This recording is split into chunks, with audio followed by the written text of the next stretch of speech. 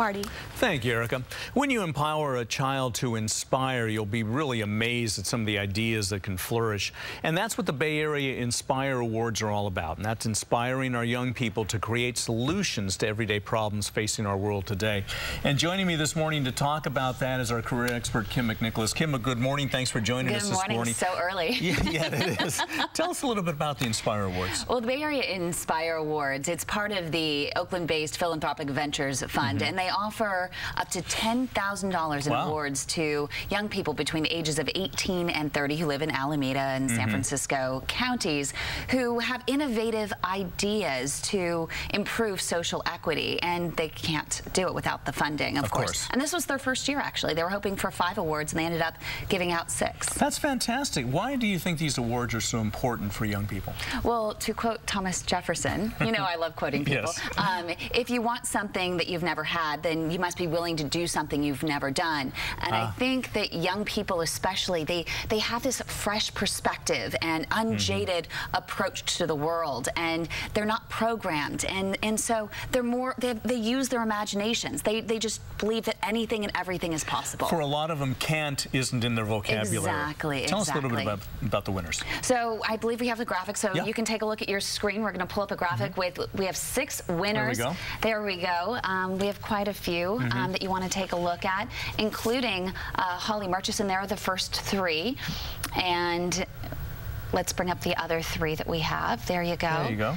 And we do have one of the winners here, Holly Murchison, and she created, you can tell they all have their community service project. Right. And Holly's is actually Oratory Glory. Yes. Welcome, thank you so much, and congratulations. Yes. We're so excited for you, especially since this is the first time, right? Oh yeah, I'm excited too, and up early and ready. Exactly.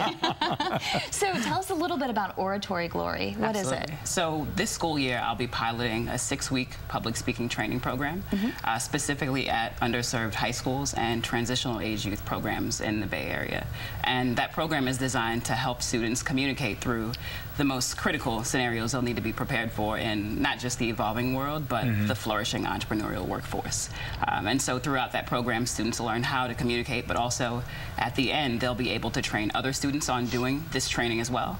And the program culminates with a citywide speech competition where these students from different schools and programs will get to share an idea and compete with each other. That sounds fantastic. How'd you come up with the idea, Holly? Well, I actually grew up a really shy kid. I'm originally from New York, and I was the student who would hide when my teacher had a question for me. So just being in those instances where I consistently was called to speak, and also joining the debate team and the mock trial team in school really readied me for the world.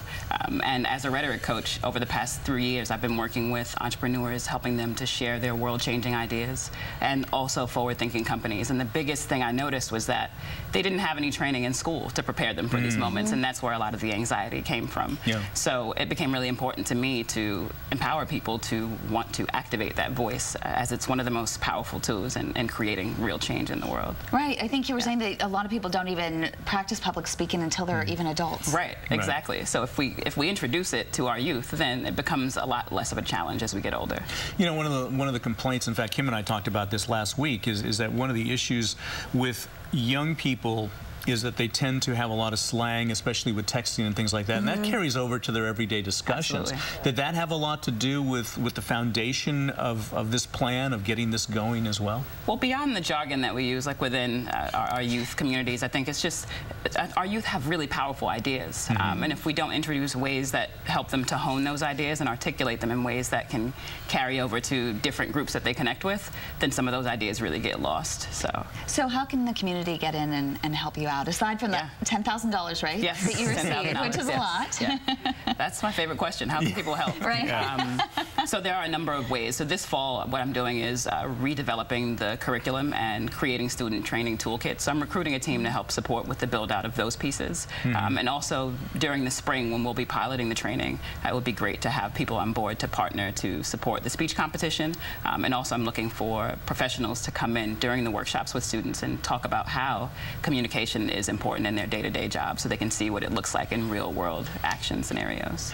You know, earlier Kim and I were discussing the fact that a lot of young people don't have can't in their vocabulary. You sound like one of them. I would definitely, when you said that, I was like, that is true, that's me. And I think eliminating can't has been one of the biggest ways that I've been able to make progress in my work. And it's just like, yeah, anything is possible. Just because it hasn't been done doesn't mean it can't be done. Absolutely. Exactly. Well, congratulations. This sounds like a wonderful program.